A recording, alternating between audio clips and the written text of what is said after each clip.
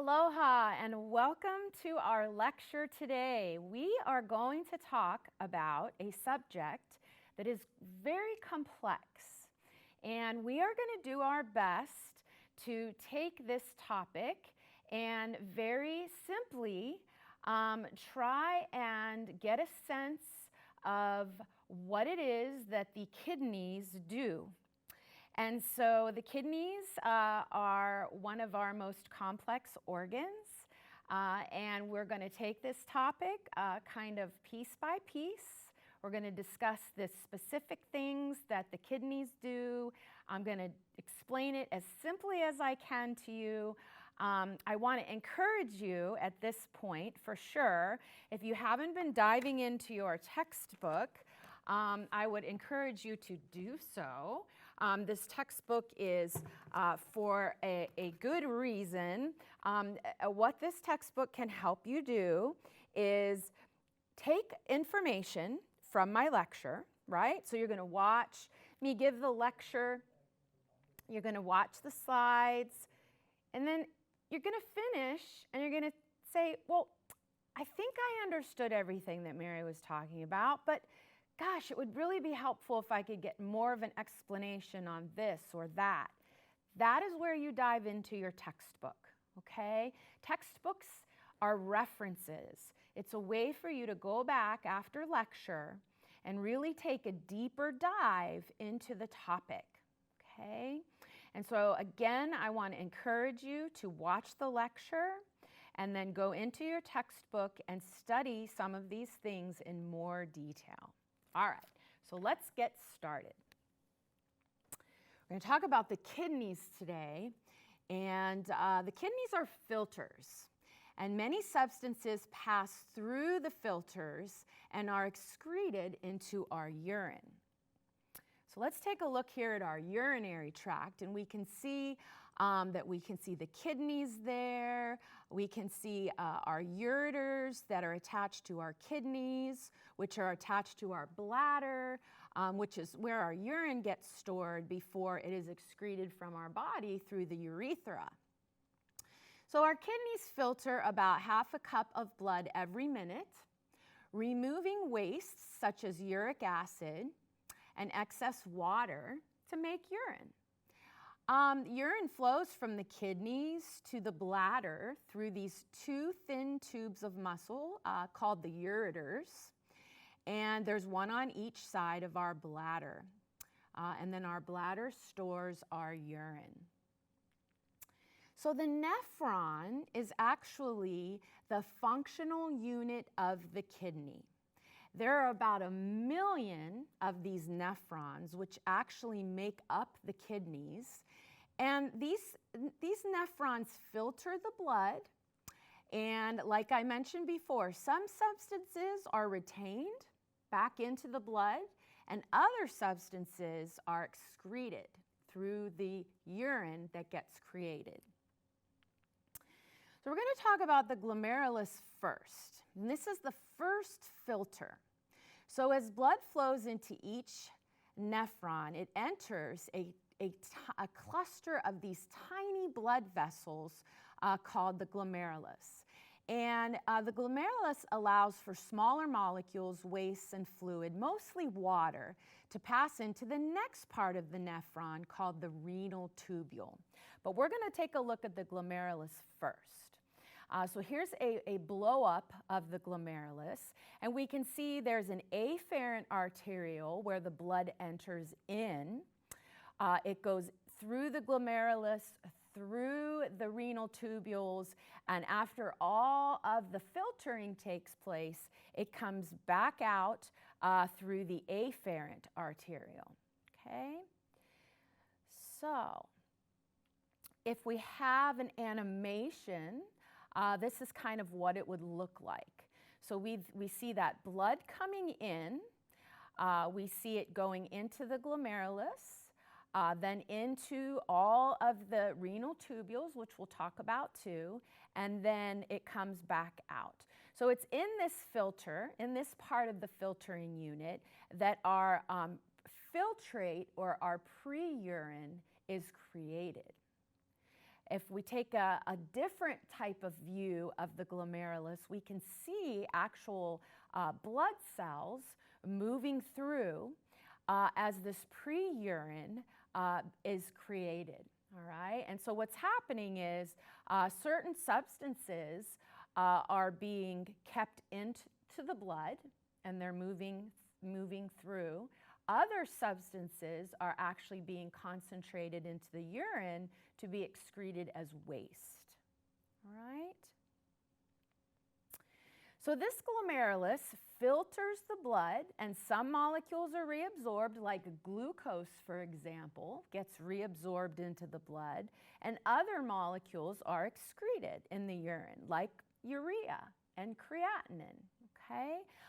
And so we know that when the kidneys aren't functioning properly, one of the things we see initially is that our levels of our creatinine and our blood urea nitrogen, or our BUN, might increase, okay? And that tells us that those substances are staying in the blood rather than being excreted, because the kidneys are not doing the job that they need to be doing, which is to excrete those substances into the urine, okay? So here we can see the nephron in all its glory, and we see the glomerulus in the square at the top, and then we see the renal tubules, which are these really beautiful other parts that actually continue the process of this filtering. Okay, so we've talked about the glomerulus. This filtrate or pre-urine goes into Bowman's capsule, and then it moves down into the tubules. So here we can see our filtrate in our renal tubules. And if we look at another image of it, we can actually see an animation of the urine, this pre-urine moving through these tubules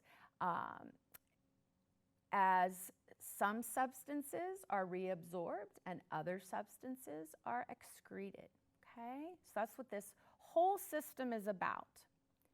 And if we look at this slide, we can learn that the filtrate contains nutrients which the body must reabsorb. So here we have some examples of that: water, sodium, potassium, hydrogen, chloride, bicarbonate, magnesium, and calcium are some of the electrolytes that our body will be reabsorbing.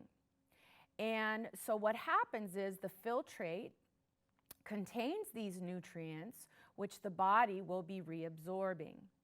And water is one of them.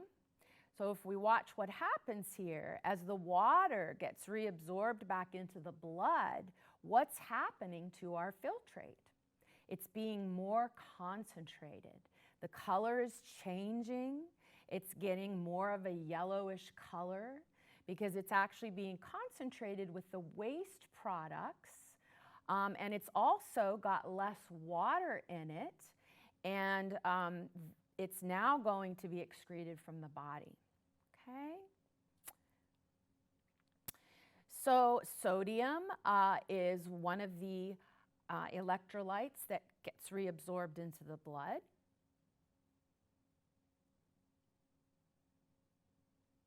Calcium is another.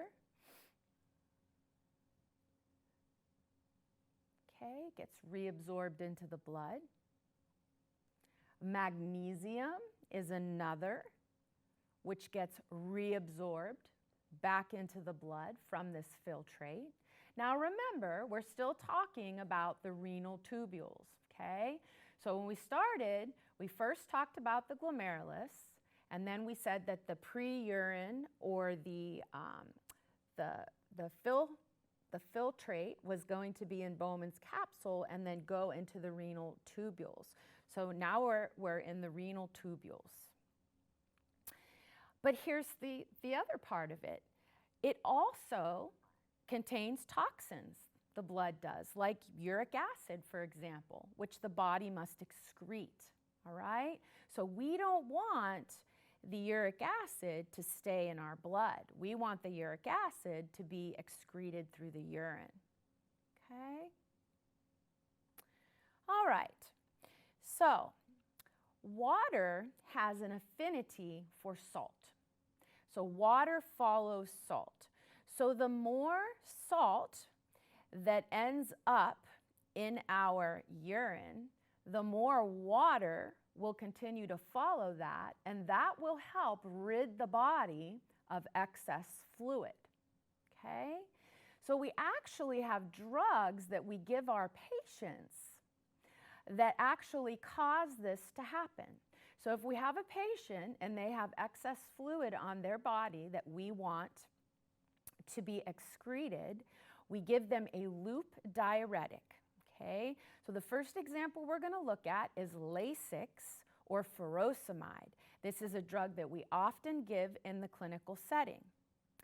It's the most efficacious diuretic available. It's rapid acting, and it's relatively short in its duration.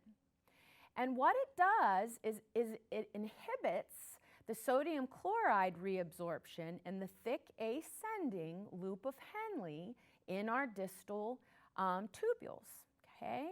And so NaCl it's just table salt, right? We think of sodium chloride, it's just table salt. So if we want to get rid of excess fluid, we will give our patient some Lasix, and then what will happen is the sodium will stay in the urine and the water will follow and we'll get more fluid off the body, okay? So here's another way that we can look at this. And if we can see here, if you look carefully, you'll see where Lasix is highlighted here. And we're looking at that loop of Henle, and we can see on that part up here where all these substances now are being kept in the filtrate, okay, so that more water follows and gets excreted from the body. This is what Lasix does. And Lasix, it starts working about an hour after we give it to the patient, and the peak effect occurs within the first or second hour. However, it continues to work for about 6 to 8 hours. So one of the things we want to remember about this drug is we do not want to give Lasix at night because it will keep the patient awake and it will keep them up going to the bathroom all night long, okay? So that's very important. Never give Lasix in the evening or our patients will be up all night. So Lasix, now that we've kind of explained how it works, is used to treat congestive heart failure. And the way that it does this is it reduces the edema of the lungs and the lower extremities by allowing the body to diurese or to pull that excess fluid off the lower extremities and off of the lungs through the urine, okay? So that's a very practical example of how we use this drug. Now, we have to remember that there is also a potential toxic side for using this drug. And one of the things we have to watch for in our patients that we give loop diuretics to, like Lasix, is we have to watch their potassium level. So hypokalemia means low potassium. So a normal potassium level is 3.6 to 5.2. If our potassium falls below 3.6, it can cause dangerous arrhythmias of the heart. So when we have a patient on Lasix, we have to monitor their potassium levels to make sure that their potassium levels are not getting too low. because with the water that's getting flushed out of the body, so is potassium. All right, so hypokalemia is low potassium, and that can be very dangerous for our patients because it can cause arrhythmias. Another type of toxicity that can happen from loop diuretics like Lasix is that uric acid levels can go up, okay? So hyperuricemia means elevated uric acid levels in the blood, and this can cause gout or gouty arthritis. And what we see here is that these uric acid crystals start to form in our joints, causing pain and swelling and redness. So again, we need to be monitoring our patients who are taking Lasix for elevated uric acid levels or symptoms of gout, which would be joint pain and swelling and redness. Magnesium is another element that we need to watch carefully. So patients that take Lasix are at risk for hypomagnesemia, or a magnesium below 1.3. And this can cause tetany, and another way to explain what tetany is would be a muscle spasms. And so the normal range of magnesium would be 1.3 to 2.1. But if a patient gets a low magnesium level below the 1.3, they might be complaining of some tightness in their muscles or some muscle spasms. One other possibility in Lasix therapy is for a patient to become hypocalcemic. And what that means is that our calcium level goes below the normal range. So normal range of calcium, and this is according to your textbook, is from about 9 to 11. And if our calcium level gets too low, we can have something called paresthesia. And another way to describe what paresthesia means is tingling. And this can be tingling or numbness around our toes, our fingers, or even around our mouth or in our face. So those are other possibilities. The other thing that Lasix can cause is loss of too much fluid due to urination. This can cause a fluid volume deficit. So if our patient becomes hypovolemic by losing too much fluid, what we might see in our vital signs would be a decreased blood pressure and an increased heart rate. So as the fluid volume is decreased in the body, the blood pressure goes down and the heart rate increases as it's sensing this lowered blood pressure as it's trying to perfuse the organs of the body. So that could be a sign of hypovolemia, changes in vital signs for your patient. We also give another type of diuretic called a thiazide diuretic, and this is abbreviated HCTZ, or hydrochlorothiazide. This also inhibits this sodium chloride reabsorption from the distal convoluted tubule in the renal tubules. So water is attracted to the salt molecules and follows so that more fluid is excreted from the body. So here's another look at a different spot in the renal tubules where we can see, if we look closely, this hydrochlorothiazide drug works on this part of the renal tubules, causing that sodium chloride to be kept in rather than reabsorbed, so that water will follow and there will be diuresis. And again, we can have toxicity from this drug as well. We can have hypokalemia again. We can have hyponatremia, which is low sodium, And again, that hyperuricemia or too much of that uric acid. Okay? And so I think that once you understand how the renal tubules work in a basic sense, right, then you can understand how some of the drugs work that we give to our patients and how they can work therapeutically, but how these drugs can then also cause an effect that we do not want to have happen. The next thing we're going to talk about is erythropoietin. And erythropoietin is synthesized by the kidneys to stimulate the production of red blood cells. So we just spent some time talking about how our kidneys are filters, okay? Our kidneys are filters. Well, our kidneys also have the function of helping make the red blood cells that are in our body. And this is important because our red blood cells are always being produced. And in fact, the lifespan of a red blood cell is about 120 days. And so red blood cells are always having to be replenished. So erythropoietin actually acts on progenitor cells that are in our bone marrow.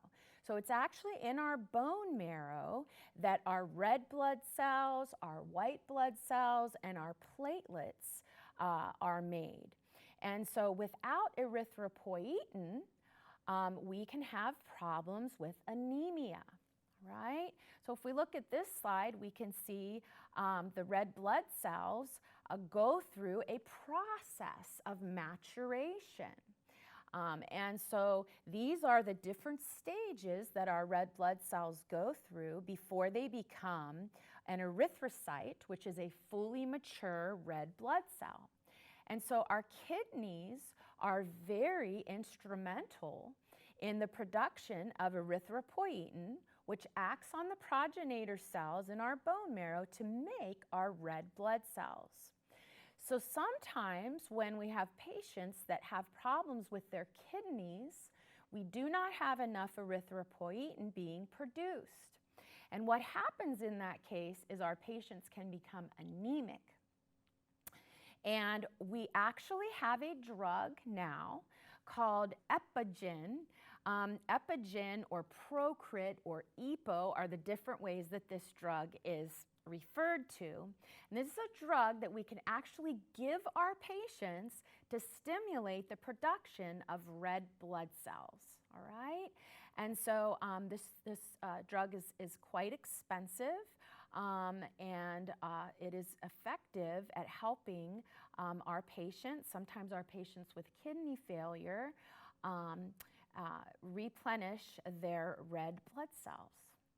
And so keep your eye out for the use of this drug in the clinical setting.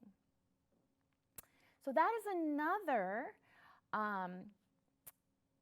really important action that our kidneys have in keeping our bodies healthy, okay? Because if we don't have red blood cells, we don't have a whole lot going on for ourselves. We get anemic, we get weak, we have difficulty breathing because we don't have good gas exchange. Okay, so we've just talked about two things in particular, the way the kidneys work as filters in our body, and the way that the kidneys work to help stimulate red blood cell production. Now we're going to talk a little bit about how our kidneys help regulate our blood pressure. So the blood vessels supplying the nephrons contain special cells that detect our blood pressure. If our blood pressure falls below a set point, there's a renal hormone that gets released called renin. And this renin gets secreted into our bloodstream. Okay? Renin converts angiotensinogen to angiotensin 1, which is then converted to angiotensin 2 by the lungs. Angiotensin 2 causes vasoconstriction, which increases our blood pressure. So this is another way to look at this process. We can look at the whole process from this point of view. We have angiotensinogen at the top. We can see that our kidney releases renin if the blood pressure goes too low. The renin then acts on angiotensin 1, okay? And then angiotensin converting enzyme, which is secreted by our lungs, then helps angiotensin 1 convert to angiotensin 2, which is a very potent vasoconstrictor, which causes then our blood pressure to go up.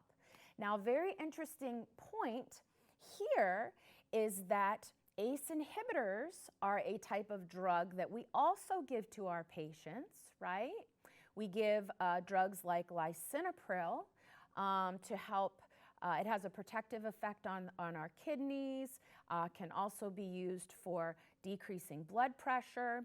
But when we use this drug, sometimes it will cause the patient to have a very irritating cough. And if you look at this and you think about this again, we can see how this happens because angiotensin converting enzyme, right, or ACE, is secreted by our lung cells, all right? So if we have an ACE inhibitor that we're giving our patient so that we can keep the blood pressure down, our patient can have this dry, irritating cough that can start. And that is because angiotensin converting enzyme is secreted from the lungs to convert our angiotensin 1 to our angiotensin 2. So that is a very classic type of a board question. The nurse has a patient who's recently been started on lisinopril for their blood pressure or as a protective effect on their kidneys, and all of a sudden the patient develops this very irritating dry cough. What should the nurse do? And really, the nurse needs to notice that because they were just started on an ACE inhibitor, they may be developing this cough. Now that may go away or that irritating cough may persist. And so if it does, there are other drugs that we can use instead. Okay, so angiotensin 2, our potent vasoconstrictor, which helps raise our blood pressure, also stimulates the adrenal cortex to produce aldosterone, which is a mineral corticoid. So here we can see these kind of neat little organs that sit on top of our kidneys. These are called our adrenal glands, okay? And so aldosterone acts on the kidneys to keep the salt and the water in the blood, resulting in increased blood volume, which again will help increase our blood pressure. Antidiuretic hormone is also called vasopressin. This is actually secreted by the brain in response to low blood pressure, and it acts on the kidneys to retain water, resulting in increased blood volume as well. So we can take a look at this slide here, and it kind of shows all the different ways that blood pressure is controlled by the kidneys.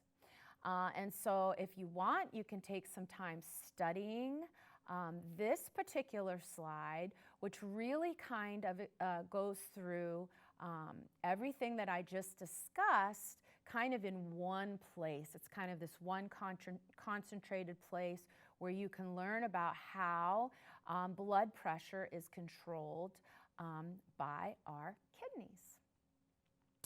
So, I know that was a lot. I know that that is a lot. And I know that it is a very complicated topic, the kidneys. But I hope that from today's talk, we can definitely be able to now recognize the functional unit of the kidney, which is our nephron, The different parts of the nephron are glomerulus, our renal tubules, how the different drugs that we give our patient can act on the nephron to cause water, excess water on the body to be excreted. We've talked about how our kidneys are important in the production of our red blood cells. And we've also talked very basically about how the kidneys help regulate our blood pressure. So I want you to take some more time to go back into your textbook, review this material, and please feel free to email me with any questions that come up. And until next time, that is all for today. Aloha.